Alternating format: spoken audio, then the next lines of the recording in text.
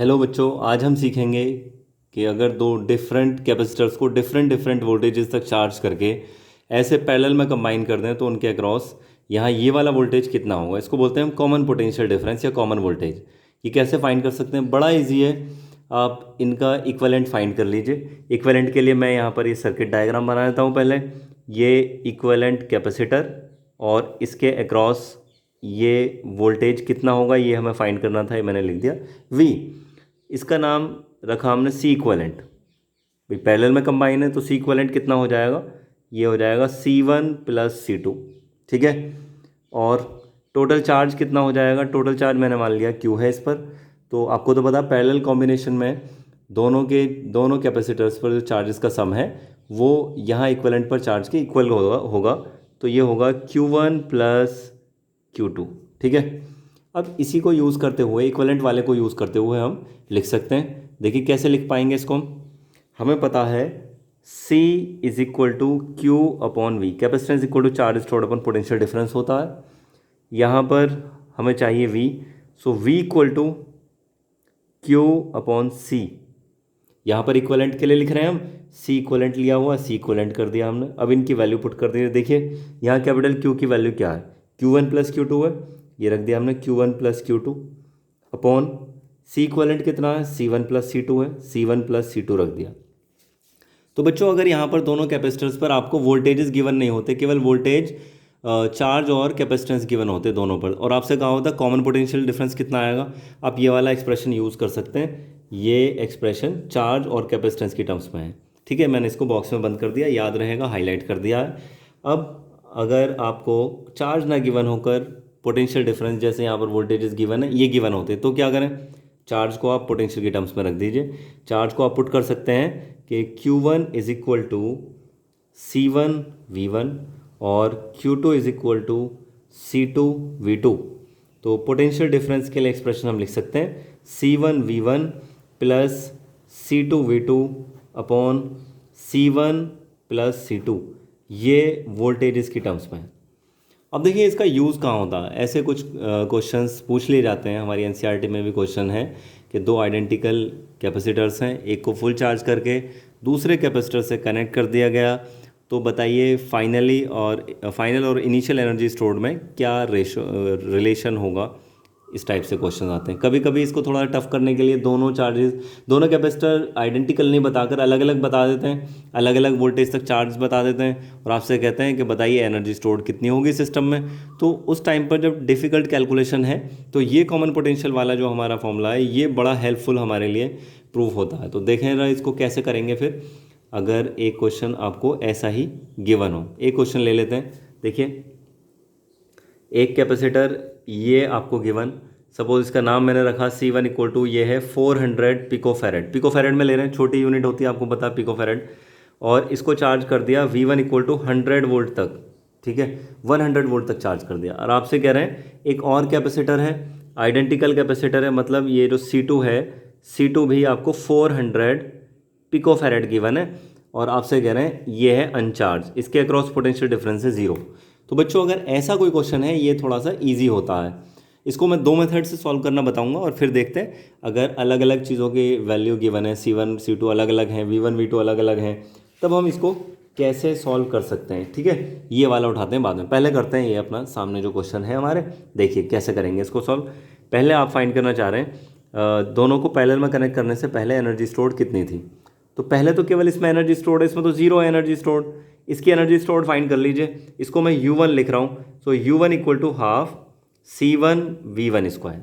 ठीक है, बड़े अच्छे से जानते हैं वाला formula, half M V square से मिलता जुलता, बड़ा जल्दी से याद हो जाता बच्चों को।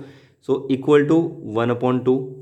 अब देखिए C इक्वलेंट नहीं, C1 है 400, तो मैंने लिखा 400 इंटू 10⁻⁻12। इसको हमने कन्वर्ट कर दिया फेरेड में। ये पिको फेरेड तो नॉन एसआई यूनिट है, इसको एसआई यूनिट में कन्वर्ट कर दिया हमने। इंटू V1 स्क्वायर, देखो ये 10⁻², इसका स्क्वायर करिए, ये हो जाए 10⁻4। ठीक, अब देखो इससे इसमें डिवाइड करेंगे तो ये कितना आ जाएगा, U1 इक्वल टू, ये बचा यहाँ पर 200, तो इसको लिखा 2 इंटू 10 की पावर में देखो 2 0 इसकी, ये लिख लिया, -12 इसकी और 4 इसकी, ये तो कितना आया है 2 × 10⁻⁻⁶, भाई 4 to 6, 12 में 6 गए, -6 बच जाएगा, इतने जूल ये एनर्जी स्टोर्ड है। अब आपसे कह रहे हैं कि दोनों को अगर पैरेलल में कनेक्ट कर दिया गया तब बताइए एनर्जी स्टोर्ड कितनी होगी। तो मैं लिख रहा हूँ after connecting in parallel, parallel में कनेक्ट करने पर, तो पैरेलल में कनेक्ट करने पर कॉमन पोटेंशियल कितना होगा। कॉमन पोटेंशियल हमने फाइंड किया, अभी फॉर्मूला ड्राइव किया, C1V1 + C2V2 upon C1 + C2, ये वैल्यूज़ पुट कर लीजिए कॉमन पोटेंशियल की, इक्वल टू, देखिए C1 कितना है, C1 400 पिकोफेरेड, तो 400 × 10⁻⁻12, V1 100 है मतलब 10⁻², प्लस अब देखिए C2V2, तो V2 तो जीरो है, सेकेंड टर्म पूरी कंप्लीटली जीरो हो गई, plus zero zero upon C1 + C2, 400 + 400, ये बन गया 800 × 10⁻⁻12, ठीक है, फेरेड में कन्वर्ट कर दिया। अब इस मल्टीप्लायर से ये वाला मल्टीप्लायर कैंसिल हो जाएगा, इससे ये 2 टाइम्स कैंसिल और 100/2, सो V = 50 वोल्ट, ये इतना हमें वोल्टेज मिल गया।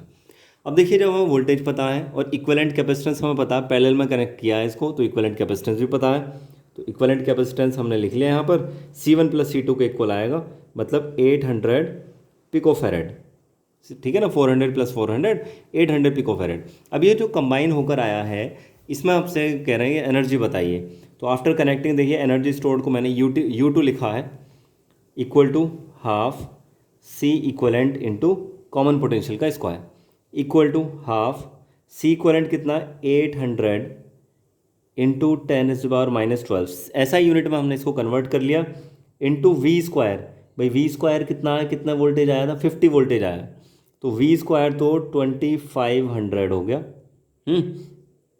2 से 400 हो जाएगा, U2 = 400 × 2500 × 10⁻⁻12।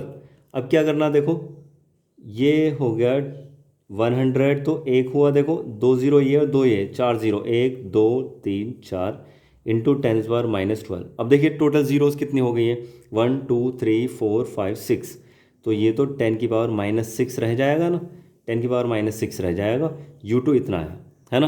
तो पहले एनर्जी स्टोर थी 2 × 10⁻⁻6 जूल, मतलब 2 माइक्रो जूल, और अब हो गई U2 = 10⁻⁻6 जूल, मतलब 1 माइक्रो जूल, तो एनर्जी स्टोर तो हाफ रह गई पहले से। हाफ एनर्जी कहाँ गई, हाफ एनर्जी जिस टाइम हमने पैरेलल में कनेक्ट किया था और एक कैपेसिटर से दूसरे कैपेसिटर पर चार्ज ट्रांसफ़र हुआ था, उस टाइम वो हीट की फॉर्म में इतनी एनर्जी लॉस हो गई थी। अब देखते हैं इसके जैसे कुछ और क्वेश्चन, अगर हमें वोल्टेजेस, नहीं इसका दूसरा मेथड बताने वाला था मैं, इसका दूसरा मेथड देखिए, अगर बिना कॉमन पोटेंशियल का कॉन्सेप्ट यूज़ किए हुए आप इसको सॉल्व करना चाहते हैं तब देख लीजिए। ये आपको गिवन है एक पहला कैपेसिटर, इसको चार्ज Q1 दिया, C1 और V1 वोल्टेज दिया है इसको, ठीक है। एक और कैपेसिटर, ये अनचार्ज कैपेसिटर, इसका नाम रखा हमने C2, ये भी C के बराबर है, ये भी कैपेसिटेंस C और ये भी कैपेसिटेंस C, दोनों बिल्कुल आइडेंटिकल बताए हमें, और V2 = 0 बताया है, चार्ज मान लिया हमने, चार्ज भी ज़ीरो, Q2 भी ज़ीरो हो जाएगा यहाँ पर, ठीक है। अब आपसे कह रहे हैं कि इसमें पहले एनर्जी स्टोर्ड और बाद में एनर्जी स्टोर्ड का रेशो बताइए या उनका रिलेशन बताइए। तो देखो पहले तो इसमें एनर्जी स्टोर्ड थी केवल, अब मैंने इसको चार्ज के टर्म्स में लिख लिया, तो देखो क्या आएगा, U1 = Q1² होता है ना, Q1² ये आ गया इक्वेशन नंबर 1, C1 की वैल्यू C है, इक्वेशन नंबर 1। अब देखिए जब इनको पैरेलल में कंबाइन कर दिया, पैरेलल में कंबाइन होने पर, ये पैरेलल में हमने कंबाइन किया, तो देखो इस पर चार्ज कितना होगा, इस सिस्टम पर, कंप्लीट सिस्टम पर चार्ज, टोटल चार्ज कितना होगा, टोटल चार्ज हो जाएगा भाई उतना ही रहेगा टोटल चार्ज, तो इस पर Q2 0 था, इस पर Q1 चार्ज है, दोनों का मिलकर कंबाइन सिस्टम पर चार्ज बोल रहा हूँ मैं, टोटल चार्ज रहा Q। अब दोनों का इक्विवेलेंट कैपेसिटेंस कितना हो जाएगा, दोनों का इक्विवेलेंट कैपेसिटेंस भाई पैरेलल में तो प्लस हो जाता है, ये हो जाएगा 2C, C + C 2C हो गया। अब क्या करना है, अब डायरेक्ट हम यहाँ से एनर्जी स्टोर्ड का फॉर्मूला लिख देंगे, तो U2 = Q²/2C इक्विवेलेंट, इस वाले सिस्टम पर है ना। तो इस कंप्लीट सिस्टम में energy store, total energy store देखो Q² इतना स्मॉल Q² भाई क्यू स्क्वायर पहले Q1 था ये, है ना, इसको Q1 लिखें, इसको Q1 लिख दिया हमने, अपॉन 2 सी इक्वलेंट ये रहा 2C, ये रख दिया हमने 2C। अब देखिए Q1 स्क्वायर अपॉन 2C किसकी वैल्यू है, U1 की वैल्यू है, तो ये आ जाएगा U2 इक्वल टू 1/2 U1, मतलब पहले से हाफ रह जाएगी एनर्जी, हाफ एनर्जी लॉस हो जाती है हीट की फॉर्म में। अब देखिए U1 अगर आप पहले ही कैलकुलेट कर चुके हैं कितना था, 2 × 10⁻⁶ था, तो आप U2 को न्यूमेरिकल वैल्यू भी कैलकुलेट कर सकते हैं, 2 × 10⁻⁶, 2 से 2 cancel, so U2 equal to 10⁻⁶ joule, 1 micro joule, ये इसका आंसर आ जाएगा। ठीक है, अब देखिए अगर दोनों चीज़ें आपको अलग अलग गिवन है, अलग अलग दे दी गई हैं दोनों, तो इसके लिए इधर कर लेते हैं वो सॉल्यूशन।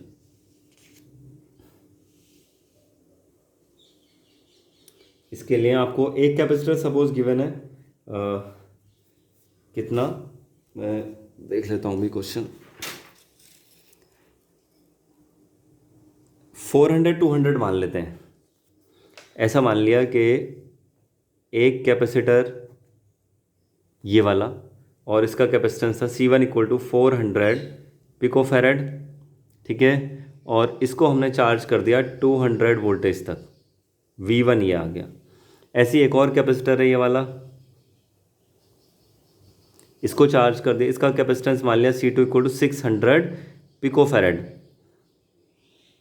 और इसको चार्ज कर दिया V2 इक्वल टू 100 वोल्टेज तक। आपसे कह रहे हैं कॉमन वोल्टेज बताइए, या ऐसा कह रहे हैं कि अगर दोनों को पैरेलल में कंबाइन कर दिया जाए तो एनर्जी स्टोर्ड कितनी हो जाएगी। तो इसके लिए पहले आप कॉमन वोल्टेज फाइंड कर लेंगे और उससे कैलकुलेशन हो जाएगी। देखो कॉमन वोल्टेज के लिए पहले formula V equal to C1V1 plus C2V2 upon C1 plus C2। अगर बच्चों आपको किसी भी क्वांटिटी कैलकुलेट करना है, उसका फॉर्मूला यूज़ करना है, तो भले ही आपको फॉर्मूला पक्का याद है, आप डायरेक्ट विदाउट फॉर्मूला लिखे अप्लाई कर सकते हो, तब भी ऐसा मत किया करो। आपको पहले फॉर्मूला लिखना है और फिर आगे कैलकुलेशन करनी है, क्योंकि अगर आप हर क्वेश्चन में फॉर्मूला लिखोगे, एक तो फॉर्मूला आपको याद हो जाएगा, एक्सप्रेशन कोई भी याद हो जाएगा बार बार लिखकर, और दूसरा CBSE में स्टेप मार्किंग है, हर एक क्वेश्चन में एक्सप्रेशन के किसी भी फॉर्मूले के मार्क्स होते हैं, अदरवाइज अगर फॉर्मूला नहीं लिखेंगे आप वो मार्क्स डिडक्ट हो जाएंगे। तो देखिए कितना आ गया, C1V1, C1 है 400, तो मैंने लिखा 400 × 10⁻12, ठीक है। अच्छा बच्चों, फिर से शुरू की है, बैटरी डिस्चार्ज हो गई थी, वीडियो फिर से शुरू की है। कॉमन वोल्टेज के लिए हमने लिख लिया expression C1V1 plus C2V2 upon C1 plus C2। C1 देखिए कितना 400, ये लिखा 400 × 10⁻12 प्लस नहीं V1 200 को लिख लिया 2 × 10⁻2 प्लस C2V2 देखिए 600 को 600 10⁻12 इंटू V2 है 100, ये आ गया 100 को 10⁻2 अपॉन में C1 plus C2 400 plus 600 1000 picofarad 10⁻12 कर दिया फैरेड में कन्वर्ट करने के लिए। अब देखिए 10⁻12 सब कैंसिल, रिमेनिंग चीज़ें लिख ली, 400 इंटू 2 इंटू 10⁻2 ये आ गया, है ना, प्लस ये कितना है 600 × 10⁻2 अपॉन में 1000 बचा, इसको भी मैंने ऐसे लिख लिया 10 × 10⁻2, है ना, 10⁻3 है ना, 10⁻2 ये कैंसिल इस टर्म का, इससे 10⁻2 कैंसिल, इससे कॉमन लेकर हमने मतलब ऐसे मान लिया डिवाइड कर दिया, 10 का और डिवाइड कर दिया, 40 × 2 और ये 60, ये आ गया 140 वोल्ट, ये कॉमन वोल्टेज आ गया।